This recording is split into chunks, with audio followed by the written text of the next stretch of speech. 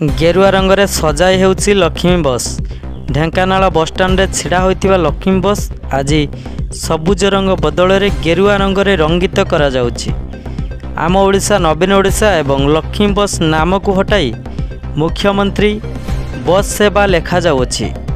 Dhenkanal RTO कौनसी सूचना नाही बोली कहिथिबा बेले सरकार परिवर्तन हेबा परे नूतन सरकार आगामी रथयात्रा रे पुरी को बस सेवा जोगाइबा पई कहिथिले। बोधहुए एही बस गुडी को पुरी को पठाइबे बोली अनुमान करा जाउछि।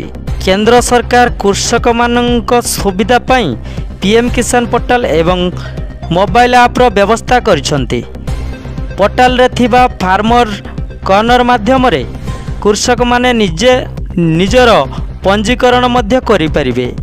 कोनोसी भूल रहिथिले पोर्टल रे थिबा फार्मर कॉर्नर माध्यम रे आधार डाटाबेस अनुसार कृषक माने सेमानंकर नाम को संपादन मध्य करि परिबे।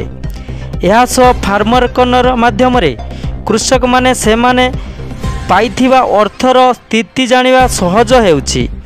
एपरिकी पीएम किसान हिताधिकारी थिबा प्रत्येक गाँव रे डाटा मध्य उपलब्ध करिवार व्यवस्था रही।